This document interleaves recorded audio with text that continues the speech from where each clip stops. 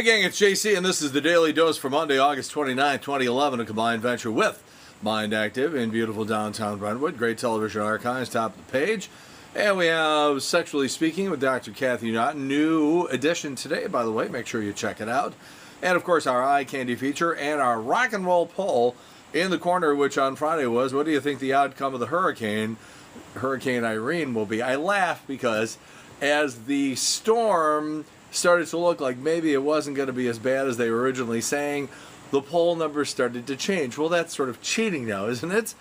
Come on. Number one answer, 55%. Fairly serious damage in places, but overall not devastating. Number two answer, there won't be anywhere near the amount of damage they're predicting at 41%, and mass destruction all along the East Coast, including New York City, only 4%. Well, you know, the big question becomes, are people going to start disregarding these messages from the authorities and from the National Weather Service the next time, because they made it sound like it was going to be Armageddon, and like there were people standing around in umbrellas going, hey, pretty cool, huh? Look at the wind. So, jeez. Well, as I said, the numbers started changing the further the weekend went on. It's like, come on, you guys. All right, Jennifer Aniston has moved in with her new boyfriend. There's even some reports going around that maybe she's pregnant, stuff like that.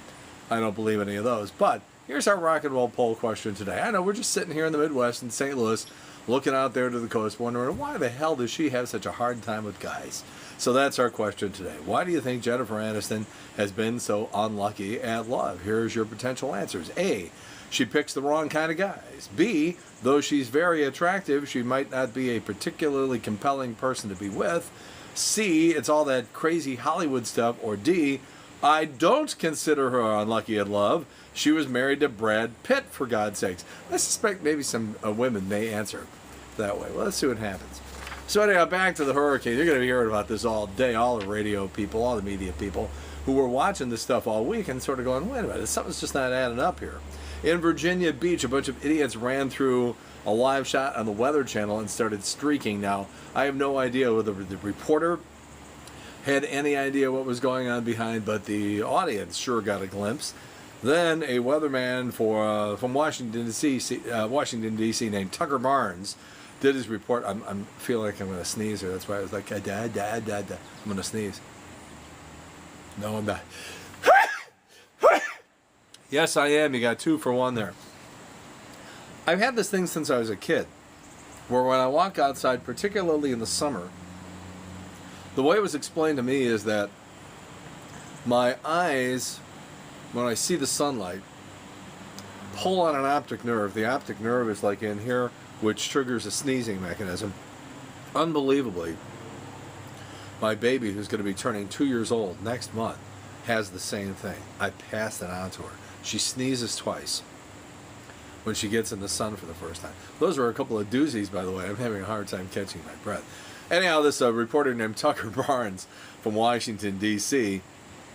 is standing there doing a report, and he's being covered by a mysterious brown foam. And the guy says, well, it's organic material. It's a combination of sea salt and some other stuff and sand and everything like that. And then he got some in his mouth and he spit it out. And he goes, it doesn't taste great. And it turns out that it was probably more likely sand and salt mixed with raw sewage. Nice live shot assignment. And a local correspondent in Asbury Park, New Jersey, was out there out on the sand, and she has her back to the ocean, and a big wave comes in, and it scares the bejesus out of her, and she goes running and throws the microphone in the water and runs off, and all you can hear is the cameraman laughing. I'm telling you, the amateurs are out this weekend along the eastern seaboard. I will tell you that. I will tell you that. By the way, in New York City, amazing statistic here. On an average Saturday night, the New York police make about 434 arrests on a Saturday night on average. This past Saturday night, because of the storm, 34. The last time a hurricane was named Irene was 10 days before Hurricane Katrina formed back in 2005. That one never came close to land. The first hurricane to get a name was Hurricane Anne in 1945. It was in the Pacific Ocean, also did not reach land. The first named hurricane to hit the United States was Hurricane George that was back in 1947. Is Barack The first U.S. president in 50 years not to have a first name that's been used for a hurricane. Amazingly, no. There's never been a Hurricane Ron or Ronald. And there have been 2 storms named Hurricane Jig because they used to use military names back in the 1950s. And has there ever been a hurricane named after one of the Golden Girls? The answer, yes. There were hurricanes named Blanche in 69 and 75, Dorothy in 66, 70, and 77. All right, Video Music Awards last night out in Hollywood. Katy Perry and Kanye West's E.T. won the VMA for Best Collaboration. Actually, the best collaboration was Katy Perry's left breast and her right breast.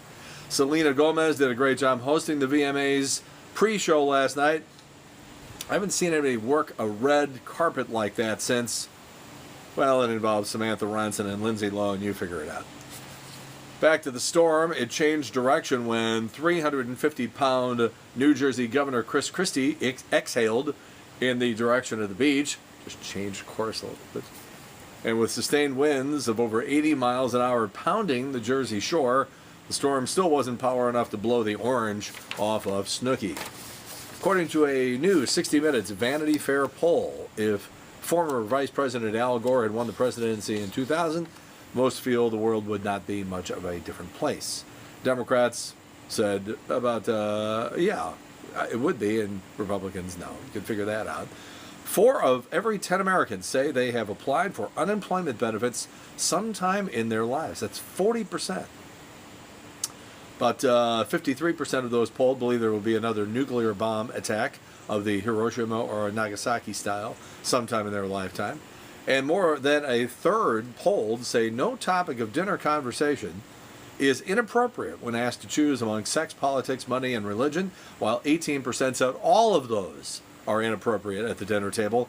And those who oppose same-sex marriage is now at 47%, just ahead of those who favor it at 42%. Not surprisingly, the older you are, the more likely you are to be against it. Remember Sinead O'Connor? Nothing compares with you. She tore up the picture of the Pope on Saturday Night Live. Well, she's 44 years old now, and she's drying up. She's become desperate. She's gone online, and she's begging for a man. I've seen a picture of her, by the way. She ain't exactly an oil painting, as my dad used to say. All right, so here's your qualifications. Got to be no younger than 44. You got to be employed. Got to have no hair gel, no hair dryer use, no hair dye. Then, as an added incentive, she says she's really seriously into backdoor relations. She had 3 Twitter followers. Before that, she now has 2,000. I can't write stuff like this. Yeah, some people ask me, are all those stories you do true? And I'm like, you know, I consider myself a fairly creative person, but I'm not that creative. I ain't get that kind of creativity rolling around in my head. According to a new study commissioned by Ford, 40% of car buyers say they'd actually walk out of a dealership if they didn't have a car the color they wanted. Survey also found silver, most popular car color, followed by black, blue, red, white, green, gold, and orange. You pick orange if you're like middle-aged. Women are more likely to buy a red car. Men are more likely to buy a black car. Single people and rich people also buy black cars. They didn't find any connection between car color and theft rates. The 6 most annoying work habits that can get you fired. The 6 most annoying work habits that can get you fired. Number 1, using the speakerphone when you dial. It bugs everybody else in the office. 2, checking your phone during a meeting. Looks like you're not paying attention. 3, not responding to emails in a timely fashion. 4, always complaining about how busy you are. Everybody's busy now. Number 5, talking yourself up. And 6, not cleaning up after yourself. All right, birthdays today. Senator John McCain, 75 today. Carla Gugino. Now we're talking. This is an attractive woman, turning 40 years old today. She was in Sin City, Entourage, places like that. Likes to take her shirt off. And the Beatles played their last public concert on this date, Candlestick Park in San Francisco on this date in 1966. Oh, in 77, a bunch of goofballs tried to steal Elvis's body. That's why they moved it back to Graceland where it is today.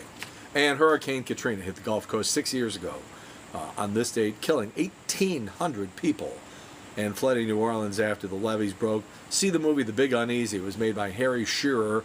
Good documentary. Act of God? Yeah, the hurricane was, but the flood was an act of man, the Army Corps of Engineers. It's documented. You can prove it. Ain't no two ways about it. Complete ineptitude of FEMA. Hand that one over to W.